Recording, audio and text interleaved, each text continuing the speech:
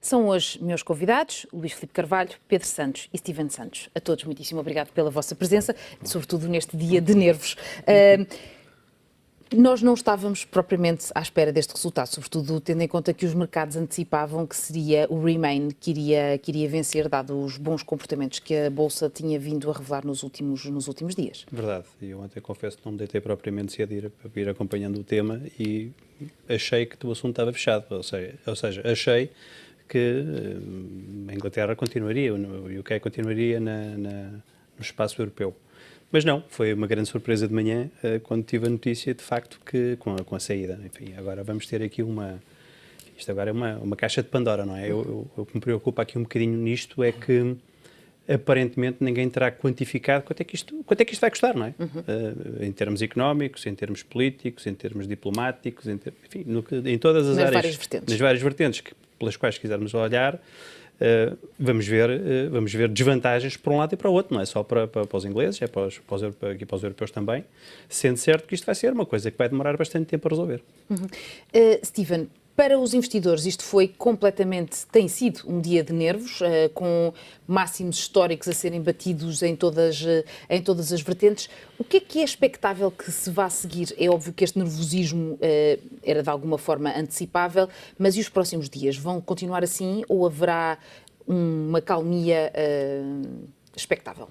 Sim, acho que o sentido de mercado agora vai ser muito guiado pelas negociações que se desenrolarem, também qual é que será a postura da União Europeia, se vai ser muito rígida e vai querer castigar o Reino Unido por este passo, para tentar evitar aqui um contágio para outros países, e já vários mostraram interesse em fazer o seu próprio referendo, não só o Partido Nacionalista de França, mas também outros países como a Escócia, e lá o que ganhou foi precisamente o Remain, e talvez, como se espera que seja um processo burocrático longo até o Reino Unido conseguir efetivamente sair da União Europeia, pelo menos 2 anos, talvez possamos ter uma desintegração do Reino Unido antes de termos uma desintegração da União Europeia. Isto é bastante preocupante. Agora, olhando por uma abordagem mais de curto prazo, acho que é importante vermos onde é que as cotações fecham hoje também, porque muitos índices abriram em baixa, com fortes quedas, mas se olharmos para o principal índice britânico, o FTSE 100, ele fechou a cair apenas 2,5%, ou seja, recuperou muito mais de metade das quedas que sofreu ao longo do dia. O cobre também caiu, mas já recuperou metade do movimento.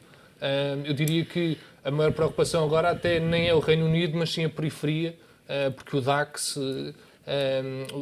aguentou-se relativamente bem, mas o IBEX, queria dizer, caiu mais de 10%. O que é muito significativo. Exatamente, muito mais do que os índices do Reino Unido, e já a refletir também a ameaça de domingo com as eleições espanholas, se eventualmente haverá um avanço de partidos mais eurocéticos, e é claramente o risco que está em Espanha e também em Itália, onde o MIB 40 também sofreu perdas muito avultadas, muito maiores do que o FTSE 100 ou do que o FTSE 250. Por isso as questões da banca lá também são preocupantes, baixa rentabilidade, esses países também ainda estão a crescer pouco, e em Itália ainda existe o condicionante de a banca ser pouco capitalizada. Por isso eu diria que há estes vários fatores agora a moverem o mercado, mas acho que também vale a pena esperar um pouco, hoje, segunda-feira, para ver qual é que vai ser a reação do mercado. Porque várias ações britânicas já estavam a disparar esta tarde, as farmacêuticas, as empresas mineiras, aquelas mais exportadoras estavam a aguentar-se bem. E a propósito disso que dizia relativamente à questão dos efeitos políticos, eles já se começam a fazer sentido. Depois do anúncio de demissão do primeiro-ministro David Cameron, os receios de um efeito dominó começam a ganhar força. A líder da extrema-direita francesa, Marine Le Pen, pediu hoje a realização em França de um referendo semelhante ao do Reino Unido, um apelo que também já surge na Dinamarca, Holanda, Finlândia e em Itália. As consequências políticas, económicas e sociais da saída do Reino Unido da União Europeia têm uma dimensão sem precedentes e podem mesmo criar as primeiras fendas no projeto europeu. A líder da extrema-direita francesa, Marine Le Pen, pediu a realização em França de um referendo semelhante ao do Reino Unido, horas depois de conhecer os resultados do referendo que vão ditar a saída dos britânicos da União Europeia. Mas Marine Le Pen não é a única. Os ultranacionalistas dinamarqueses, aliados do governo liberal minoritário, congratularam-se com a vitória do Brexit e a lista unitária, a quarta força parlamentar, pediu um referendo sobre a permanência na União Europeia, avançando mesmo com uma data, 5 de junho de 2017, ou seja, para coincidir com o dia da Constituição da Dinamarca. Recorde-se que neste país há uma longa história de euroceticismo. O líder do Partido para a Liberdade instou a Holanda a realizar um referendo sobre a saída da União Europeia. O deputado holandês, conhecido pelas suas posições contra o Islão, pediu um referendo ao Nexit, uma saída holandesa do projeto europeu. Em Itália, Beppe Grillo, o líder do partido antissistema Movimento 5 Estrelas, anunciou que vai exigir um referendo à permanência do país na moeda única, num primeiro passo ao qual se poderá seguir uma outra consulta à saída dos italianos da União Europeia. O partido quer que o euro acabe ou então sejam criadas duas moedas distintas dentro da União Europeia, o euro como conhecemos e o euro 2. Apesar de ter sido sempre considerado como um partido de franjas descontentes desde a sua criação em 2009, o cenário alterou-se com o partido a sair dos resultados residuais nas duas voltas das eleições municipais e clamando vitórias em 19 das 20 autarquias em disputa, incluindo em Roma. Dinamarca, República Checa e Polónia poderão também ser os senhores que se seguem neste pedido de referendos, dado os elevados níveis de euroceticismo que existem nestes países. Pedro, neste capítulo ainda político, podemos concluir que todo aquele conjunto de exceções que foram negociadas por parte do Reino Unido em Bruxelas não valeram de nada. Não valeram de nada, não serviram principalmente para convencer os eleitores das vantagens em permanecer na União Europeia. Eu há pouco vinha a ler um documento a propósito principalmente dos benefícios que eram retirados aos novos imigrantes, particularmente aos novos imigrantes. Isso foi uma coisa que foi negociada recentemente, eu creio que no princípio do ano, com a União Europeia, precisamente. E, portanto, supostamente isso iria ao encontro das questões que mais preocupavam os eurocéticos no Reino Unido, que é os benefícios que são atribuídos à população que não é nativa. Mas, como vimos, isso não foi suficiente para afastar este papão, que era do Brexit. Essa franja, que não é assim tão pequena, acabou por decidir o futuro próximo do Reino Unido. E agora temos, como disse a peça, estamos abraços com um conjunto de países que não me parece que fiquem satisfeitos com uma negociação com a União Europeia. Eles querem sim sair, países ou fações independentistas de França, de Itália. Vamos ver como é que isto vai acontecer também em Espanha, como o Steven referia. E temos todo aquele conjunto de países do Norte que já são, por natureza, eurocéticos, têm aqui algum ceticismo em relação às vantagens da União Europeia para as suas economias. Temos, creio que, a Holanda já confirmada, Finlândia, Marine Le Pen, que à partida vai também fazer o pedido. Temos a Escócia, temos a questão da Irlanda do Norte, temos a Catalunha, portanto, parece-me que vamos ter aqui uma manta de retalhos nos próximos anos que não prevíamos que pudesse acontecer aqui há uns anos atrás, quando caminhávamos para uma integração mais profunda, mas o projeto europeu é colocado em causa com tudo isto e vamos ver que consequências é que isto terá, particularmente para uma economia tão frágil como a nossa. Nesta questão das consequências vai ser determinante o tempo que agora se vai demorar a negociar a saída ou não saída e os termos dessa mesma saída. A União Europeia já deu a indicação de que queria que o processo fosse rápido, contudo o Tratado de Lisboa permite que esta negociação se arraste durante 2 anos. Isso seria catastrófico para o projeto europeu? Não. Eu acho que as coisas, de uma forma ou de outra, vão sendo moderadas até pelos próprios bancos centrais do outro bloco, por forma que as coisas vão continuando tal como estão. Agora, é verdade que o artigo 50 de 2009, que foi aqui ratificado em Lisboa, dá a indicação que, de facto, há 2 anos, tem 2 anos para conseguir chegar aqui a um acordo. Penso que se não chegarem a um acordo, o Brexit será, poder-se-á processar de uma forma automática. Eu fui lendo alguma coisa também sobre este tema e quanto tempo é que isto poderia demorar. Há analistas que dizem que isto poderia demorar uma década. Por causa da negociação dos acordos todos comerciais que existem? Mónica, é assim, eu diria que 1/6 da regulação do Reino Unido nesta altura depende e advém da própria regulação que vai sendo implementada na União Europeia. E depois temos todos os outros acordos e regulamentos comunitários, que estamos a falar de quase 13.000, que abrangem desde a alimentação, as emissões poluentes, a banca. Tudo isto tem sido regulamentado ao abrigo e debaixo do chapéu da União Europeia. Com o quebrar do elo, não é? Isto vai ter que ser tudo renegociado. Eu recordo, ainda há pouco estávamos aqui em off a falar, eu e o Steven, e ele dizia muito bem que eu não sei muito bem no meio disto tudo, desculpa citar-te, eu não sei muito bem no meio disto tudo, como é que ficará, por exemplo, o negócio da London Stock Exchange com a Deutsche Börse, não é? Há aqui uma série de coisas que estão a correr e que estão a andar. E, portanto, isto são 43 anos de permanência na União Europeia.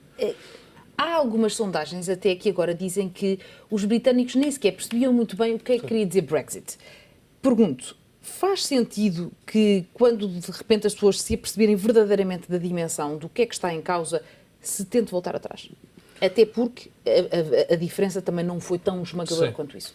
Sim, efetivamente a diferença não foi muito significativa, mas diria que é suficiente para as autoridades britânicas o respeitarem e a partir daqui avançarem com os procedimentos para sair do Reino Unido, para o Reino Unido sair da União Europeia. Mas efetivamente acho que é uma questão muito pertinente, essa da falta de informação, dos eleitores não estarem muito esclarecidos, apesar do Reino Unido fazer um grande esforço na comunicação, as autoridades públicas tentam ser o mais claras possível com a população. E, efetivamente, o que vimos nas sondagens online era muita gente a votar, ou mostrar intenção de votar no Remain, porque as pessoas, num segmento mais velho, não tinham tanto acesso à internet, ou seja, estavam subrepresentadas em todas essas sondagens. E depois foi-se criando toda uma complacência nesta semana, quer dizer, algum otimismo nas bolsas, isso na pode Libra. ter levado algumas das pessoas que estariam adeptas do Remain a não ir às urnas porque achavam que a coisa já estava ganha? Por um lado, acho que sim. E depois havia sempre ali uma fatia de 10, 15% de indecisos em todas as sondagens, e geralmente o que se pensa é esses indecisos, no momento da verdade, vão tender para aquilo que já conhece, aquilo que é mais seguro, e vão votar na permanência. Isso efetivamente não se confirmou, mas confirmou-se, por exemplo, no referendo para a independência da Escócia, antes quando foi o referendo do Quebec também, no Canadá, aqueles indecisos penderam para aquilo que já era fiável. Desta vez não, e depois como as bolsas subiram e a Libra, acabámos por ter uma situação de risco muito assimétrico. Por isso, se hoje tivesse ganho o Remain, talvez os ganhos das bolsas eram marginais, não é? Eram ligeiras, mas o potencial de perda era muito grande para desfazer tudo o que tinha sido ganho em praticamente 4 dias, não é? De segunda até quinta-feira, e ainda ontem às 10 da noite, quando fecharam as urnas, a Libra reagiu positivamente, quer dizer, houve ali um sinal. Depois saiu também mais uma sondagem, o sentimento era claramente favorável, como o Luís também disse há pouco. Por isso teve que se desfazer tudo, e uma assimetria brutal, e a Libra, quer dizer, está nos níveis de 1985, e também ali há pouco uma estimativa, que era tudo o que se perdeu hoje de valor de mercado nas ações, nas obrigações, nas divisas, a perda potencial de investimento público e de investimento direto no Reino Unido, equivale a largos anos de contribuições do Reino Unido para a União Europeia. Exato. Aliás, esse é um dos temas que eu acho que também vale a pena aqui analisar, até que ponto é que há clareza neste capítulo, porque uma das coisas que sempre se pensou, e que quem era adepto do Leave era porque o Reino Unido alegadamente contribuía mais do que recebia da União Europeia. Normalmente a política agrícola comum era sempre apresentada como um grande exemplo em como era uma política que favorecia muito mais França do que propriamente o Reino Unido. Mas parece haver sempre aquele esquecimento relativamente ao cheque britânico, e ainda mais em relação a estas tais exceções que o Reino Unido tinha conseguido para si e que teriam sido altamente vantajosas para aquilo que seriam os interesses de um país que sempre quis estar um pouco à parte do projeto europeu. Bom, eu creio que isso faz parte da história da própria União Europeia. Essas exceções que eram aplicadas ao Reino Unido vêm de Thatcher, vêm do Primeiro-Ministro depois de Thatcher e antes do Trabalhista, agora me falha o nome. Tony Blair? Não, antes do Trabalhista, portanto, a seguir a Thatcher. John Major. O Major, exatamente. Portanto, todas essas exceções foram recorrentemente sendo negociadas com a União Europeia e que permitiam, de alguma forma, ter um pé dentro e um pé fora que sempre foi possível caracterizar esta parceria. Entretanto, sabemos que a campanha, nesse sentido, também não foi, do meu ponto de vista, suficientemente clara, porque era dito de alguma forma, aliás, isso era hoje caracterizado na primeira reportagem, na primeira entrevista dada pelo apoiante do Brexit, que dizia que, de facto, um dos fundamentos da sua campanha, que era permitir que a fatia que é entregue à União Europeia fosse devolvida às escolas e à saúde, basicamente ele desfez esse argumento. Disse que, de facto, provavelmente não será assim, e há muitos votantes que acabaram por optar pelo Brexit, fundamentando a sua decisão nessa promessa. Nessa populista, não é? Exatamente. E, portanto, basicamente, podemos avaliar que houve uma vitória de alguém que votou não estando suficientemente esclarecido. O que é de facto uma infeliz realidade, porque não se percebe muito bem como é que se permite que isto aconteça, como é que se permite que o Reino Unido chegue até aqui neste ato, testando a sua população de facto neste nível de esclarecimento. E mais ainda, sabendo à partida que é um país que beneficia de alguma forma líquida desta parceria com a União Europeia. Enquanto no que se diz respeito a consequências, Portugal tem sido apontado como um dos países que, regra geral, é um dos mais afetados.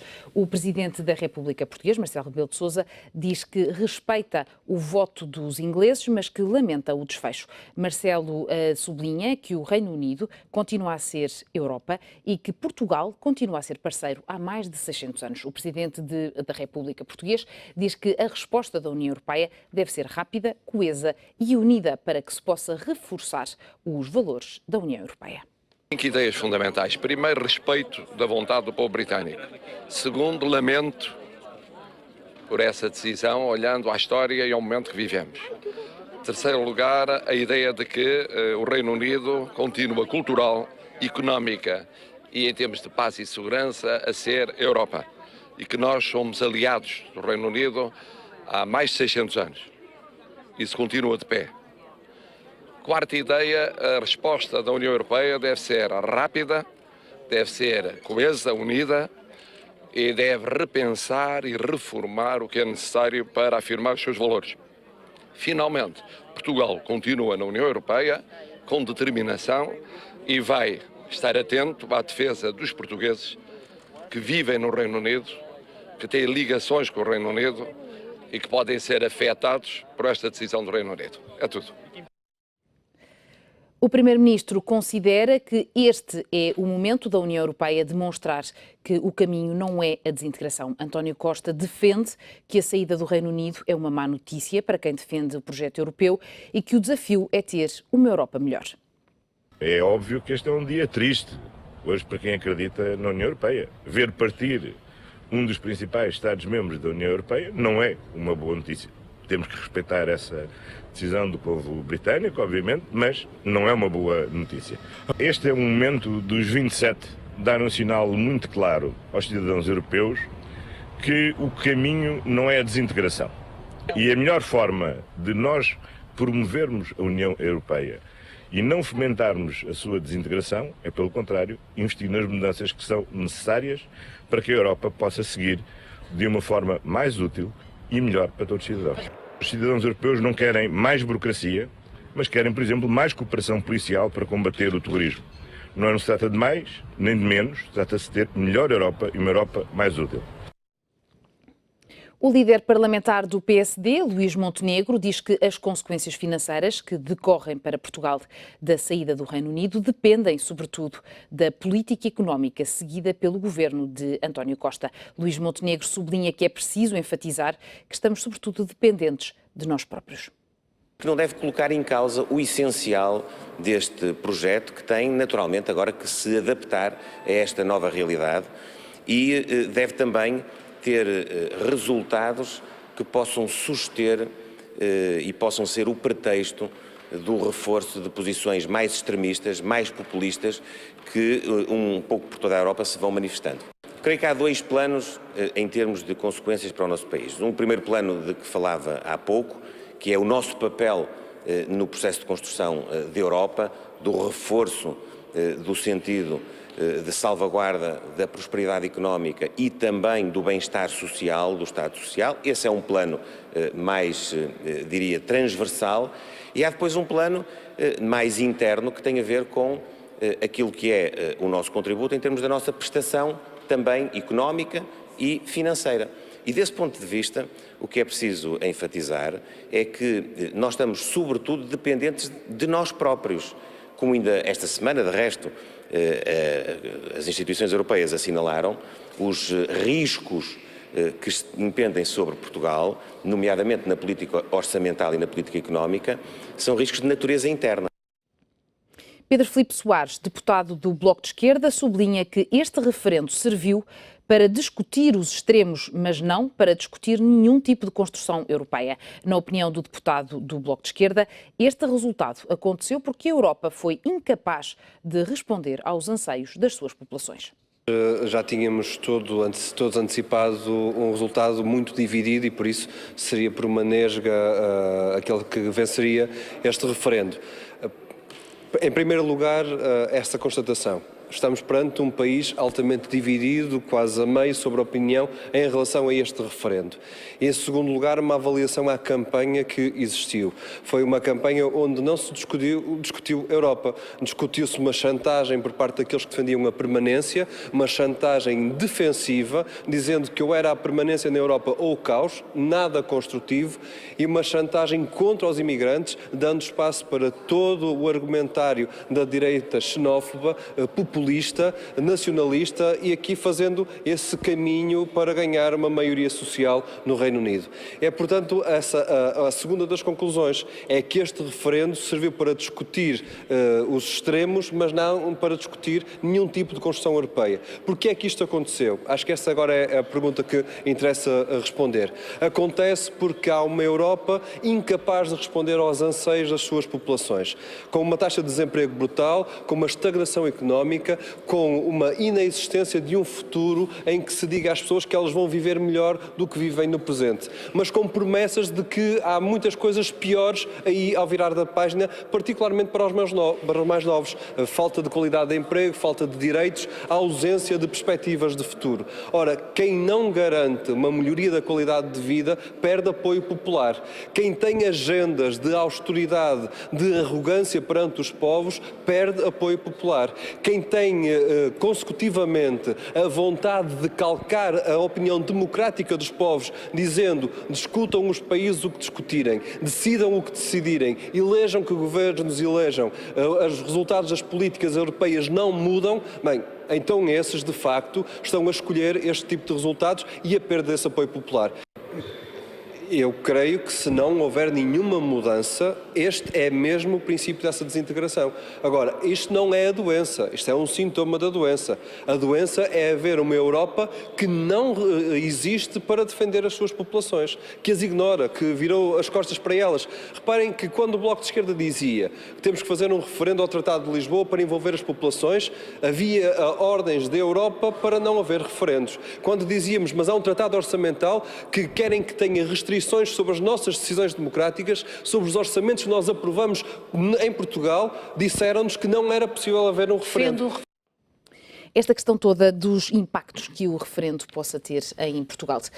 Estamos a exagerar, considerar que podemos ser um dos países mais afetados pelas consequências e pelo efeito dominó que este referendo possa ter? Não, Portugal é claramente, juntamente, enfim, é considerado um país da periferia, não é? É um país que foi intervencionado há muito pouquinho tempo, é um país que economicamente é um país economicamente frágil, que tem uma, enfim, apesar de estar debaixo do chapéu da União Europeia e ter acesso ao quantitative easing e tudo isso, enfim, a verdade é que a nossa taxa de juro mantém-se nos níveis atuais. Já falo da taxa de juros, e mantém-se nos níveis atuais justamente porque existe este apoio por parte do Banco Central Europeu. Se não for assim, não estaríamos nos 3,4 ou nos 3,3 que valem os 10 anos portugueses. Mas ainda a respeito disso, o que se verificou hoje foi relativamente às taxas de juros de 10 anos, por exemplo, da Alemanha e da França, nomeadamente a da Alemanha, que se aguentou muito bem, aliás, até caiu um bocadinho, não é? E este da periferia, nomeadamente de Portugal, chegou a subir 80 basis points, depois reagiu aqui para os 30, 40, não é? Isto é para se ter uma ideia de qual é a dificuldade que Portugal poderá vir a enfrentar. Enfim, nós podemos dizer o que nós quisermos, até porque parece bem dizermos estas coisas, somos parceiros dos ingleses há 600 anos, é verdade. Mas a verdade é esta, os ingleses disseram, estamos fora. E nós temos que decidir se estamos fora, se estamos dentro. Eu acho que não há discussão aqui, estamos dentro claramente, não é? E, portanto, claro, isto para Portugal claramente terá impacto sim, mas é de recordar que nós estamos dentro da União Europeia, estamos debaixo das regras da União Europeia, temos que cumprir com aquilo que diz a União Europeia, até porque, enfim, não temos assim muito voto na matéria, porque somos claramente dependentes do financiamento externo. Sim, eu creio que sim, não é só Portugal, Itália, Espanha. A Espanha, há bocadinho, dizíamos aqui que Espanha estava aqui a ir cerca de 10% do índice acionista. É verdade. E sim, também por uma razão, é que eles têm as eleições este fim de semana. Exatamente, em que, e isso é precisamente um dos pontos que também podemos discutir aqui, até que ponto é que este resultado do Brexit vai influenciar os resultados, os resultados das eleições em Espanha, nomeadamente no capítulo do Podemos e depois nas intenções que a Catalunha tem de tentar propor uma nova separação do reino espanhol. Sim, efetivamente é um risco cada vez maior que existe, quer dizer, o projeto de Europa das Nações, fora do federalismo europeu, é claramente um dos grandes objetivos do Podemos e de outros partidos de extrema já há largos anos, e agora já tem um caso, não é, que podem estudar e que podem tentar replicar com este do Reino Unido. Efetivamente, a questão das eleições espanholas ficaram um pouco para trás, pelo menos na perspectiva dos mercados, com toda esta confusão, com toda esta atenção ao Brexit, não é? Ao referendo, que ainda hoje está a ser digerido pelos mercados. Por isso, as eleições são já no domingo, mas diria que é um dos motivos pelos quais também o euro-dólar nunca conseguiu valorizar-se mais, sendo que o outro é também porque o Brexit é uma ameaça à própria existência da zona euro. Por isso diria que está tudo em aberto para domingo, sendo que este poderá ser mais um incentivo para quem já pensava em votar no Podemos. E qual é que deve ser a resposta da União Europeia neste momento? É atacar em força e cerrar fileiras em torno do projeto europeu, ou tentar deixar que isto vá passando entre os pingos da chuva e não fazer disto um major event? Eu acho que é impossível não fazer disto um evento à escala que tem, não é? Acho que retirar, aliás, a importância que tem. Mas é curioso ver que várias instituições europeias, britânicas, esforçam-se por tranquilizar o mercado. O Parlamento Britânico, Bruxelas, o Banco de Inglaterra, o próprio Banco Central Europeu estão envolvidos neste esforço conjunto de tranquilizar os mercados. E, entretanto, eu creio que vai haver duas posições distintas na Europa. Vai haver aqueles que defendem que, de facto, se eles querem a saída, então vamos deixá-los sair de forma fria, no sentido de não facilitar as negociações, como é o caso francês, parece-me. E depois há o lado alemão, que parece estar empenhado em negociar uma saída mais calorosa. Estas são as duas fações, que também de alguma forma colocam em polos distintos a posição franco-alemã, e portanto estamos perante este cenário. Vai ser interessante ver como é que a partir do último trimestre do ano as negociações vão começar com a União Europeia, vão ser encaradas por ambas as partes, aliás, pelas três partes, Reino Unido, França e Alemanha. E só para a informação dos nossos telespectadores, falávamos há pouco da queda do IBEX. O IBEX está neste momento a cair 11,77%.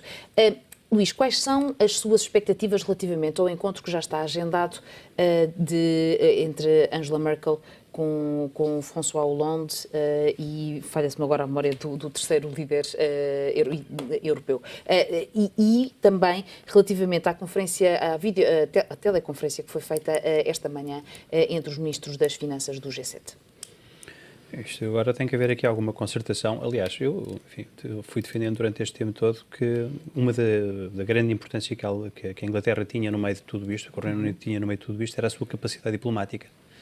Desde o meu ponto de vista, era um bocadinho até o fiel da balança entre aquele eixo franco-alemão que agora vai desaparecer. né? E como diz o Pedro, a verdade é que os franceses, por um lado, estão um bocadinho mais frios, os alemães, por outro lado, estão a tentar fazer com que a saída não seja uma saída, enfim, hostil, ou uma saída, enfim, um bocadinho menos simpática, entre aspas, não é? Agora, a resposta da União Europeia e a conversa que vai haver entre a Inglaterra, entre a França e a Alemanha, necessariamente, e desde o meu ponto de vista, terá que ser uma conversa, enfim, que tenha franca e que tenha conclusões, não é? E que traga para cima da mesa uma série de coisas, não é? Que demonstrem que o empenhamento da União Europeia em tratar este assunto de uma forma célere, sem deixar nunca, parece-me a mim, e depois daquilo que se passou relativamente ao referendo de ontem, de fazer valer, enfim, entre aspas, os seus direitos e negociar com o Reino Unido da forma como tem que o fazer. Não foi, até há muito pouco tempo, tínhamos o paradoxo de que a Grécia, por um lado, queriam que a Grécia não queria sair, mas queriam que a Grécia saísse, acabou por não sair. Agora aqui nós não queremos que saia o Reino Unido, agora são eles que querem que saia, agora são eles próprios que querem que saia.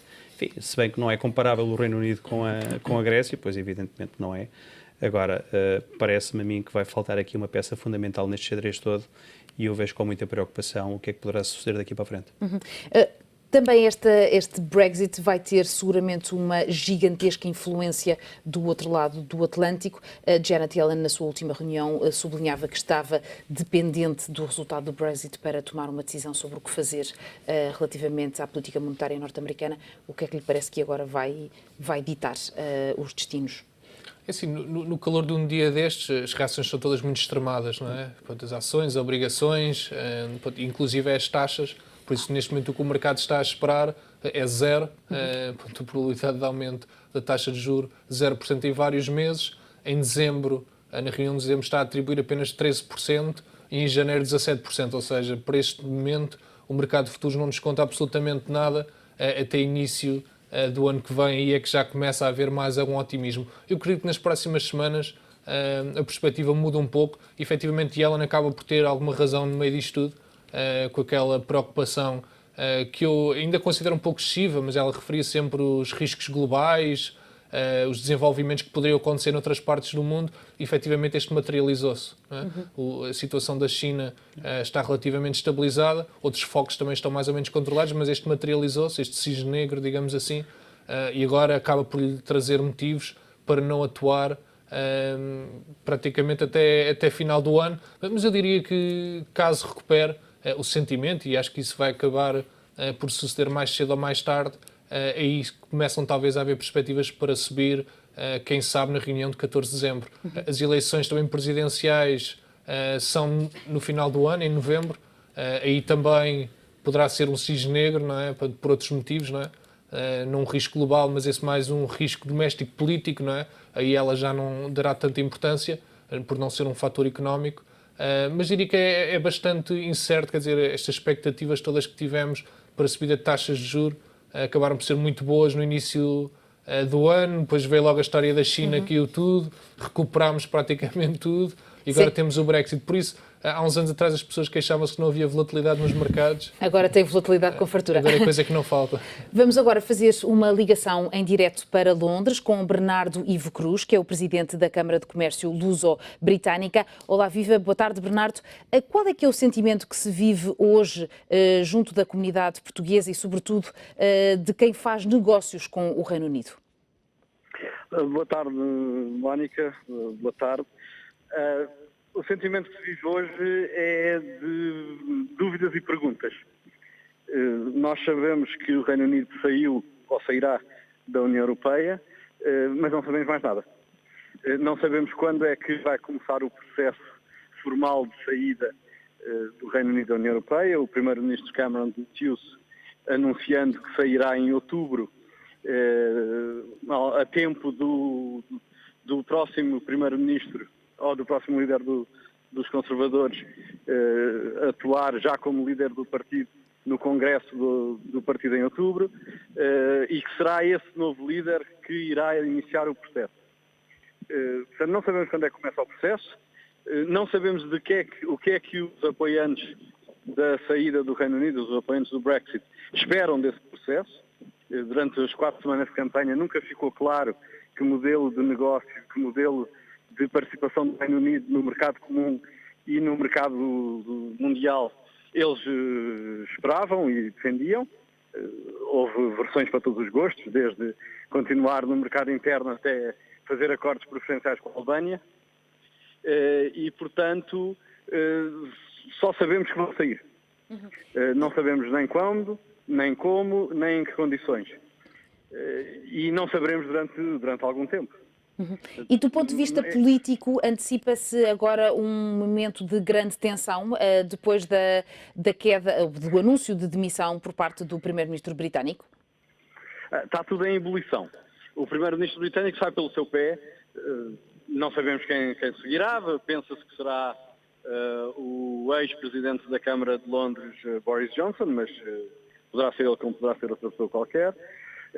O Partido Trabalhista, alguns deputados do Partido Trabalhista apresentaram esta manhã uma moção de desconfiança ao respectivo líder, argumentando que ele não fez a campanha que os trabalhistas deveriam ter feito e que foi nas zonas de grande influência trabalhista que o LIVRE ganhou, ao contrário do que se esperava, e que, portanto, culpam em parte pelo resultado obtido. A Primeira-Ministra da Escócia deu uma conferência de imprensa esta manhã a dizer que coloca sobre a mesa um segundo referendo à saída à independência da Escócia, uma vez que no resultado do primeiro referendo estava implícito, aliás, estava declarado, que a Escócia continuaria membro do Reino Unido, membro da União Europeia, e os escoceses votaram massivamente para continuar membros da União Europeia. O Sinn Féin, que é o partido independentista da Irlanda do Norte, fez a mesma conversa, dizendo que a Irlanda do Norte votou para continuar na União Europeia e que, portanto, deve-se colocar a questão de saber se não será melhor a Irlanda do Norte unir-se à República da Irlanda. Portanto, está tudo em rebuliço. E até que ponto é que a conversa já começa a surgir, se, ponto 1, algum tipo de arrependimento, ponto 2, se de facto há consciência de que a unidade do Reino Unido está em causa? Se há algum tipo de arrependimento, há muito arrependimento do lado daqueles que perderam por não ter feito uma campanha melhor. Reconhecem hoje que não conseguiram dar resposta ao principal argumento dos que defendiam a saída do Reino Unido, que era a questão da imigração. Nunca conseguiram dar uma resposta a isso e hoje reconhecem-no.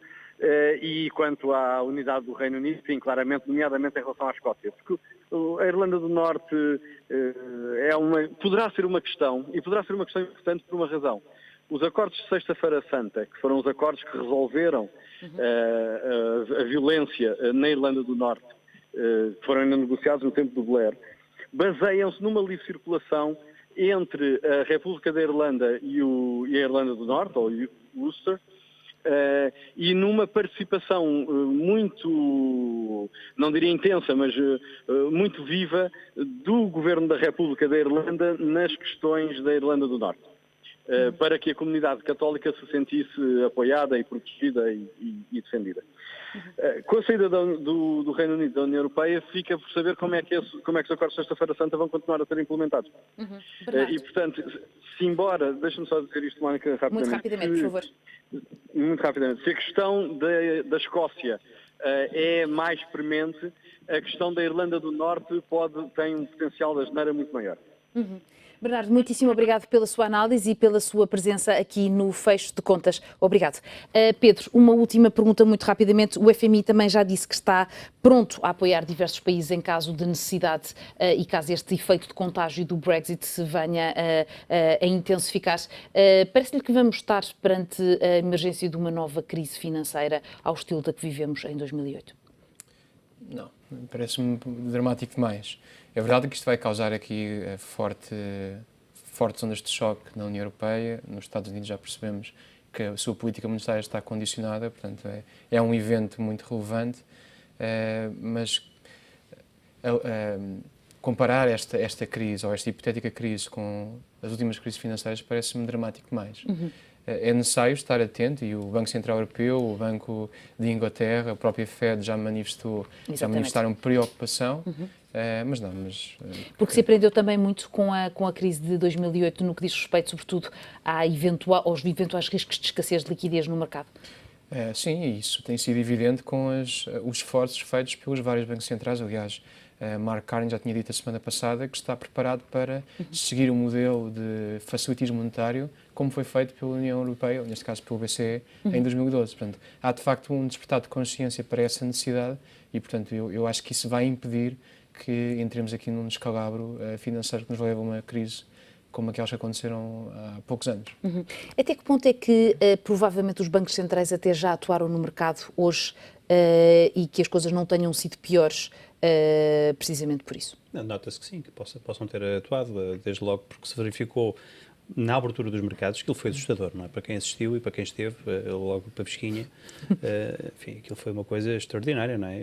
Eu vi o DAX aqui ir 15% em termos de abertura, e depois 10%, e depois 12%, e depois fechou com cerca de 6%, creio eu que 6%.